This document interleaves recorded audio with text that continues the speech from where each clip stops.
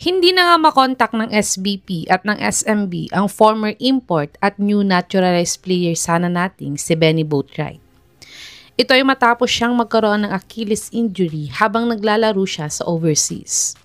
Bumalik nga daw ito sa US upang magpagaling, pero kahit SMB nga ay hindi na ito makontak dahil siya sana ang gagawin ulit nilang import last Governor's Cup. Sayang nga itong si Boatwright dahil malapit na sana siyang maaprubahan bilang new naturalized player. At sa mga nagsasabing si RHJ na lang daw ang in-naturalized player natin, ay naturalized player po siya ng Jordan at si Chris McCullough naman ay kaka-naturalized player lang din ng Taiwan sa kanya. Kaya't kung hindi na talaga interesado si Boatwright maging bagong naturalized player na papalit sana kay Justin Brownlee pag ito'y nagretiro na, ay narito nga ang mga top players na maaaring pumalit sa kanya bilang bagong naturalized player ng Gilas Pilipinas. Top 5, George King. Si King ay isang explosive import ng Blackwater Bossing. Dahil siya nga ang ginawa nilang import sa Commissioner's Cup at Governor's Cup ngayong PBA 49th season. Pero hindi nga lang niya nadala ang team niya sa PBA playoff sa dalawang conference na to dahil talagang kulang nga siya sa katulungan sa team. Pero nagpahayag din naman na ito na willing siyang maglaro para sa Pilipinas kung bibigyan nga siya ng pagkakataon. Si King ay nag-a-average ng 34.5 points, 10.4 rebounds, 2.5 assists, 1.1 steals, 0.5 blocks, 11% 3-point shooter, 91% free throw shooter sa kanyang PBA 49 Commissioner's Cup. Panoorin natin ang mga best game highlights ni George King para sa Blackwater kung gaano nga ba ito kagaling.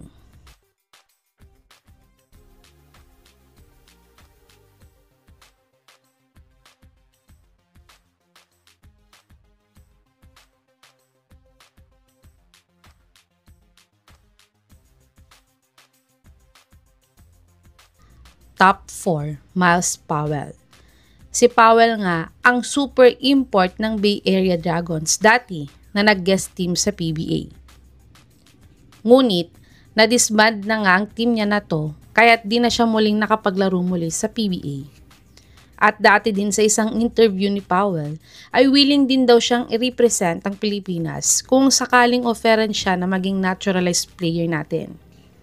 Uma-average si Powell ng 35.6 points, 8.1 rebounds, 3.2 assists, 1.6 steals, 42% 3-point shooter, at 75% free throw shooter sa last PBA 47 Commissioner's Cup.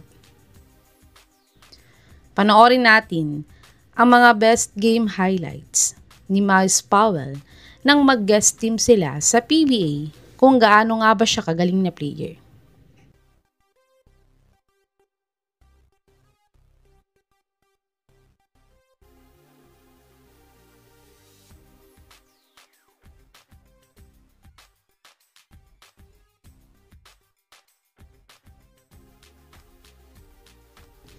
Top 3, Thomas Robinson. Si Robinson nga ang isa sa mga naging what-ifs na naging import sa PBA.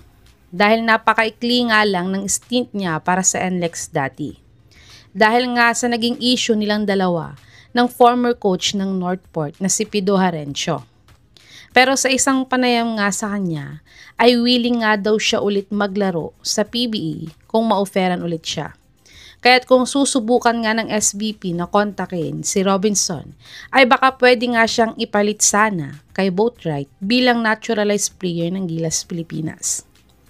Nag-a-average si Robinson ng 34.5 points, 13.2 rebounds, 3.5 assists, 1.7 steals, 1.7 blocks, 25% 3-point shooter, at 63% free throw shooter sa last PBA 49 Commissioner's Cup. Panoorin natin ang mga naging best basketball highlights ni Thomas Robinson nang naglaro pa siya para sa NLEX Road Warriors.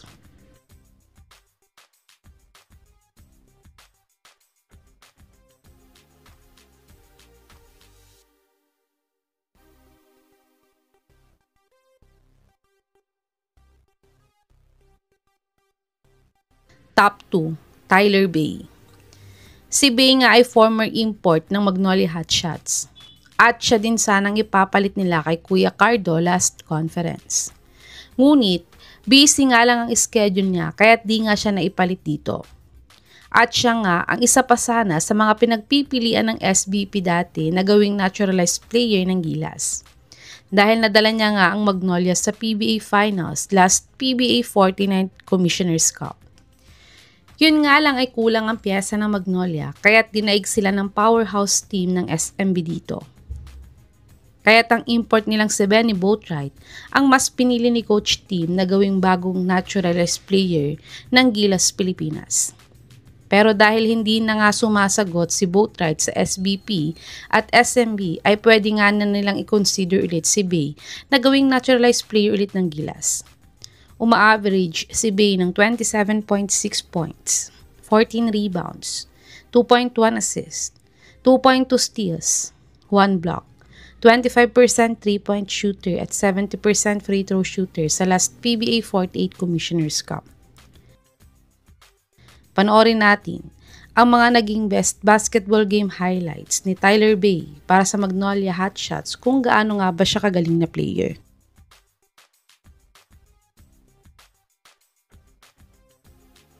Top 1, Jared McCain. Si McCain nga isa sa mga rookies ng 76ers ngayong 2024-2025 NBA season. At isa nga siya sa mga nagdala ng 76ers ngayong NBA season.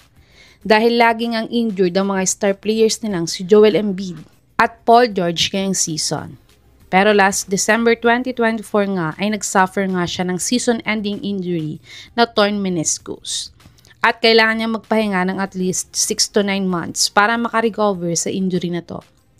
Sayang nga si McCain dahil isa pa naman siya sa mga kasali sana sa race ng Rookie of the Year Award na tapanalunan ngayon ng rookie ng Spurs na si Stephon Cassell. Pero bago nga ito nangyari ay nagpahayag nga si McCain na may dugong Pinoy nga daw ito. Kaya't ayon nga sa source na to ay ipinamomonitor na nga daw ng SBP ang kalagayan ni McCain ngayon at ang mga papers niya. Dahil kung sakali ay pwede siyang maging local o naturalized player para sa Gilas Pilipinas in the future. Si McCain ay nag-average ng 15.3 points, 2.4 rebounds, 2.6 assists, 0.7 steals, 38% 3-point shooter at 87% free throw shooter sa kanyang 2024-2025 NBA season. Panoorin natin ang isa sa mga best game highlights ngayong NBA season kung gaano nga ba siya kagaling na player.